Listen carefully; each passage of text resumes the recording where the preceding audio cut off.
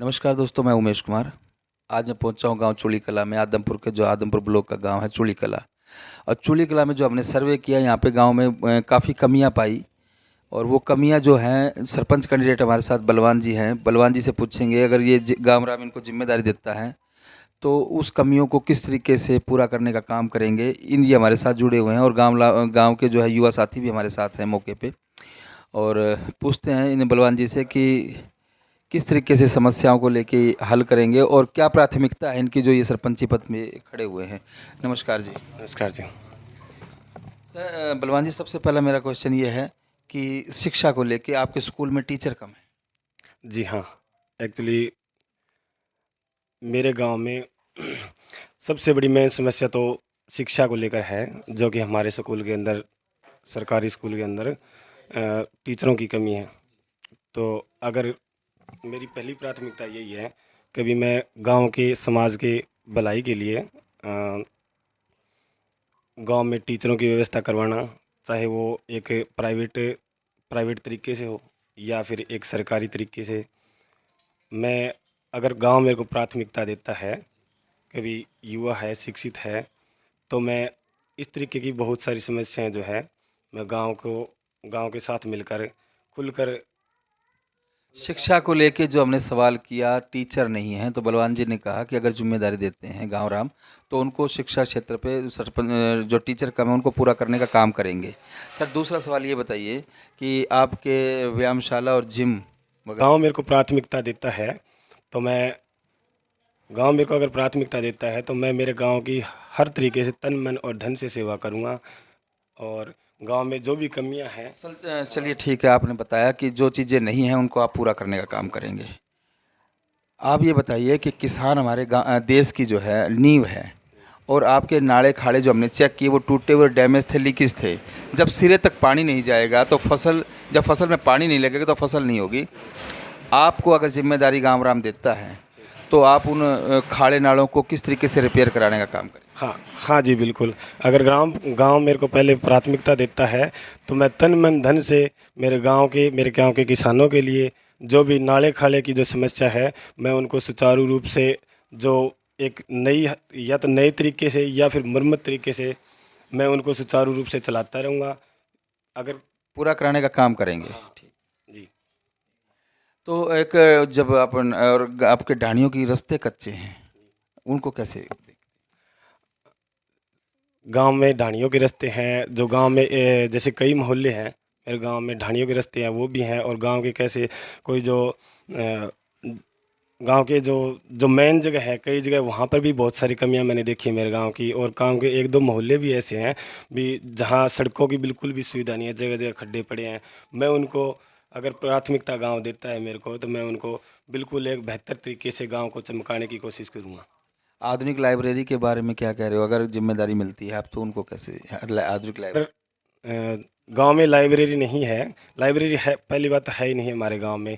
और किसी ने आज तक ये साहस भी नहीं किया भी हमारे गांव में लाइब्रेरी बनाएं, या फिर बच्चों को उच्च शिक्षा का, या फिर कोई इस तरीके से। मतलब अगर आपको जिम्मेदारी गामराम देता है तो लाइब्रेरी लाने का काम करेंगे, बनाने का काम करेंगे, शिक्षा के क्षेत्र में उसको बढ़ाने का काम जी, करेंगे। शिक्षा के क्षेत्र में बढ़ाने का खूब प्रयास करेंगे।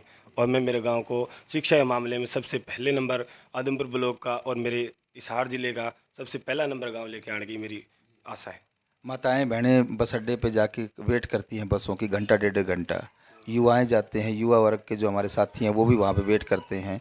क्या वहाँ पे टॉयलेट बाथरूम की व्यवस्था है जो छोटा मोटा बस अड्डा है आपके गांव का? जी नहीं, मेरे गांव की अहम एक समस्या है। गांव में अगर जो बस आती है, 1 घंटे लेट आए, 10 मिनट लेट आए, 5-10 मिनट लेट आए, तो गांव की बहन बेटी जो हमारी है, उनको को वहाँ पर किसी प्रकार के प्राइवेट शौचालय या फिर कोई सरकारी शौचालय की कोई वहाँ सुविधा नहीं है। तो मैं ये सबसे पहला काम मेरा यही होगा, मैं गाँव के मेन बस अड्डे पर मैं शौचालय बनवाने का शुरुआत करूँगा। पीने के पानी को लेकर आप क्या कहते हैं? गांव में जो यहाँ पे सेम वगैरह का भी सिस्टम है, सेम बरसात हुई थी 2-3 महीने पहले, अब सेम जैसी एक यहाँ पे वो लग गया है, तो उसको कैसे देखते हो? पीने के पानी की व्यवस्था कैसी है गाँव की? मेरे गांव में पीने की समस्या है। कई कई ब्लॉक, सॉरी, कई मोहल्ले हैं, उनमें पीने की पानी की बहुत ज़्यादा समस्या है। कहीं बहुत सारी जगह ऐसे ना पाइपलाइन टूटी हुई है, तो उनको नए तरीके से पूरे गांव की पाइपलाइन दोबारा बिछाई जाएगी। और गांव के बेहतर स्वास्थ्य के लिए यह पहला कदम उठाया जाओ। हमारे युवा साथी जो दो चार हर गांव में होते हैं, नशे की लत में पड़ जाते हैं। तो नशे की लत में अगर वो पड़ जाते हैं तो जबकि हमारा नशे को, जो हमारे युवा हैं उनको नशा दीमक की तरह खा रहा है। तो अगर आप जिम्मेदारी आपको गांव राम देता है तो युवाओं को नशे से दूर करने का किस तरीके से प्रयास करेंगे, क्या उद्देश्य रहेगा आपका? सबसे पहली बात तो गांव में नशा होना ही नहीं चाहिए। मेरे गांव में मेरे को पता है, मैं भी युवा हूं, मैं देखता हूं भी कई युवा साथी जो नशे की गिरफ्त में आ चुके हैं। मेरी पहली उम्मीद यही है कि भी मैं गांव राम के सहयोग से और मैं सरकार को साथ में लेकर के उच्च अधिकारियों से उनसे बातचीत करके जो ऐसे जो काम करते हैं गांव में नशा बेचने वाले और जो गांव में नशा करते हैं उनके समक्ष बिल्कुल एक जो गांव में दो चार हमारे युवा साथी नशे में किसी कारणवश लिप्त हो गए हैं, बलवान जी का कहना है कि जब इनके ऊपर जिम्मेदारी गांव की आती है तो 4-6 सम्मानित बुजुर्गों को साथ लेके उनको समझाने का काम करेंगे जो हमारे युवा भाई नशे में हैं। क्यों, कैसे? अब सर आपकी बिल्कुल बात ठीक है, क्योंकि नशे के अंदर है ना मेरे गांव का बहुत बुरा हाल हो गया है। तो मैं मेरे गांव के बड़े बुजुर्ग हैं जो भी युवा साथी हैं उनके साथ मिल करके इनको नशे की गिरफ्त से छुड़वाने का जो हो सकती है, हो नहीं सकती, करके दिखाऊंगा ये काम। मेरे गांव के अंदर नशा बिल्कुल ही बंद कर दिया जाएगा।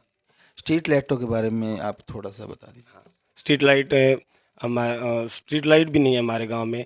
गांव के जो टी पॉइंट हैं उन पे स्ट्रीट लाइटें लगवाई जाएंगी। गांव के मेन चौक है या और गांव के हर गली के अंदर लगभग नहीं, सॉरी, पूरे गांव के अंदर स्ट्रीट लाइट का निर्माण किया जाएगा। मेन पॉइंटों पे जो अंधेरा रहता है, बहन बेटियां बुजुर्ग वगैरह निकलते हैं, उनको रोशनी के लिए स्ट्रीट लाइट लगवाने का काम करेंगे, बलवान जी ने बताया।